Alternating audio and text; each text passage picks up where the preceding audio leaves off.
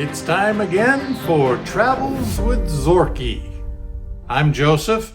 Thanks for watching and subscribing to the channel. Appreciate that.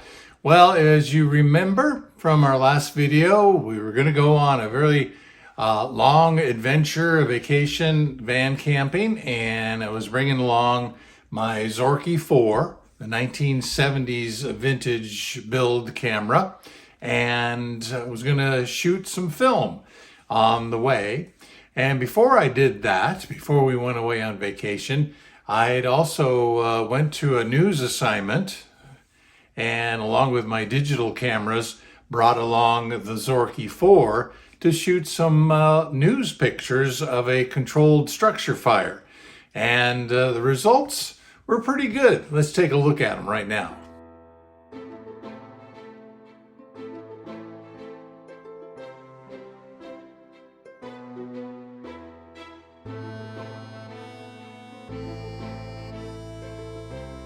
So while on the road, I mailed off that roll of film that included those fire pictures and a selection of images that I took while we were on the road. Well, here it is, the moment of truth.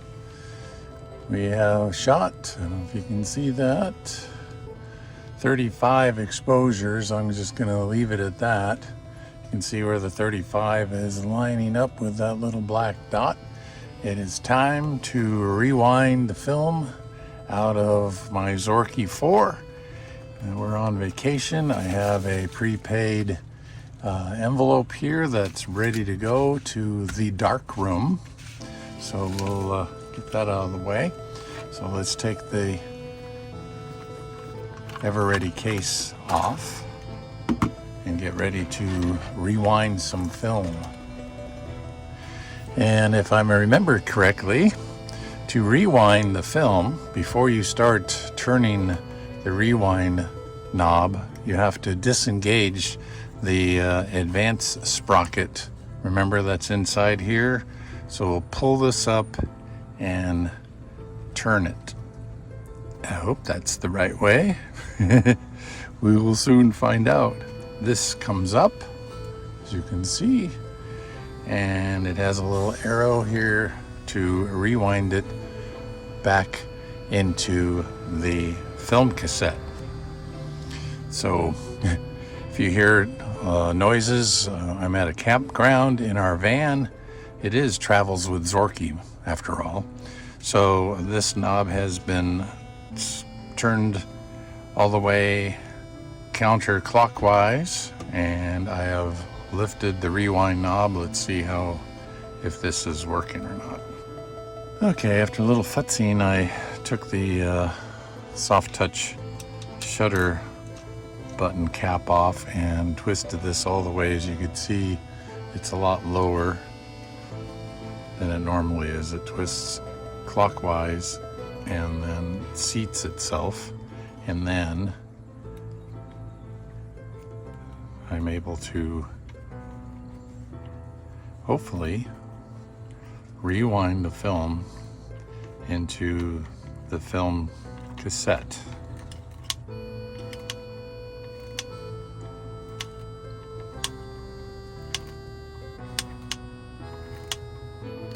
There we go. I am pretty sure we've got the film already transferred all the way over to the cassette in here. Okay, keeping my fingers crossed that everything worked. We'll unhook the bottom plates here, release that, and yes, I think we've been successful. Yep, it's got tension in there. Everything is good. Rewind spool is there. This is the sprocket that you turn this to release it from the gearing so it doesn't rip the sprocket holes out. And other than that, looks pretty doggone good. I'm very happy with that. So before I put another roll of film in, get this back in here, twist this back up,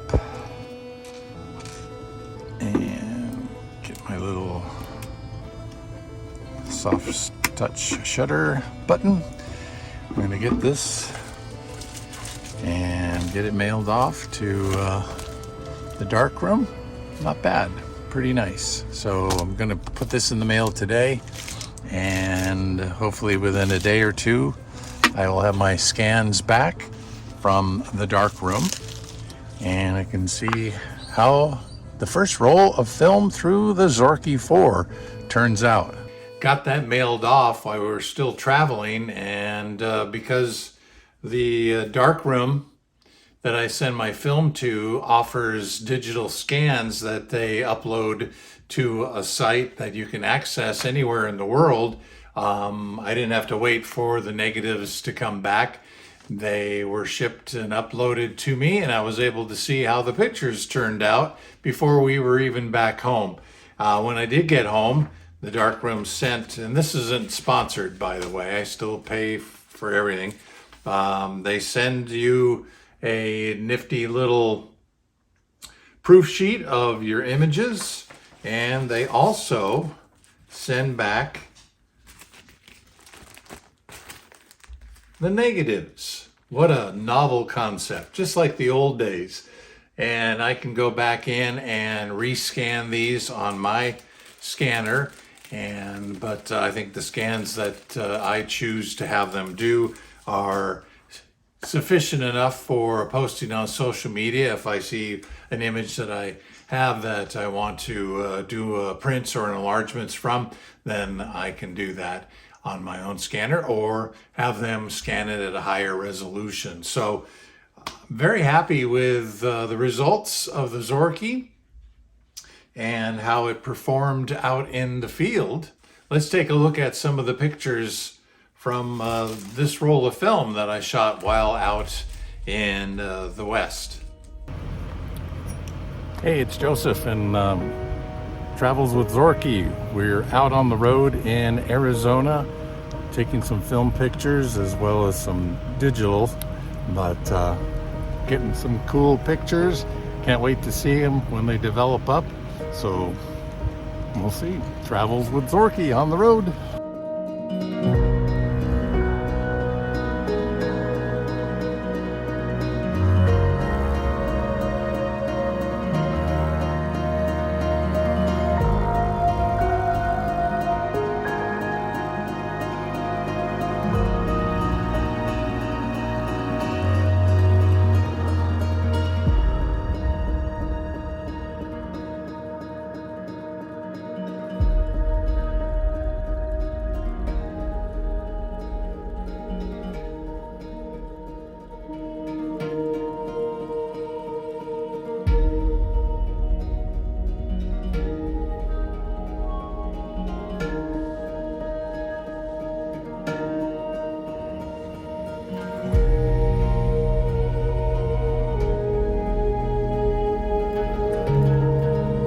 With Zorki continues to travel with the Zorki 4 at beautiful desert location, Lake Cahuilla in California. So we're trying some shots.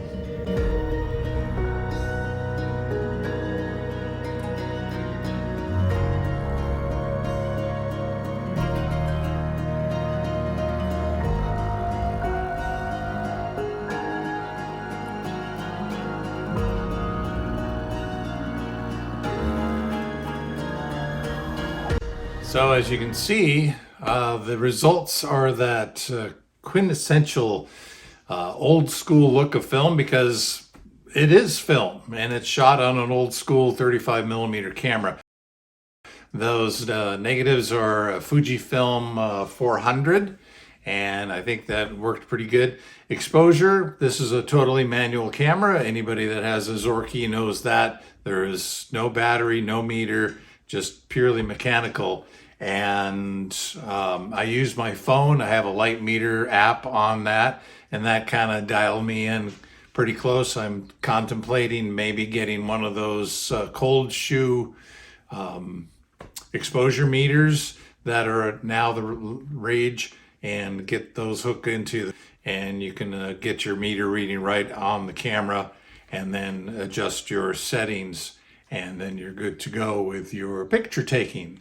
So I'm very pleased with the results of the Zorki 4, and right now I have a T-Max 400 black and white film in here. I have a yellow filter on, and I've got a few more frames to do, and then I'll send this in and I'll share the results with you, just like I did with the color film. So again, appreciate you watching. Thanks for being an old camera enthusiast like I am. And I hope if you have a Zorki 4 that you'll get out there and use it as well. Don't just let it sit on a shelf unless it needs some mechanical repair work. This one that I got was in very good condition. So from the get-go, I've been able to use it and shoot pictures. So until next time, thanks for watching. Subscribe to the channel if you haven't already. Appreciate that. And we'll see you out there when we're traveling with Zorki.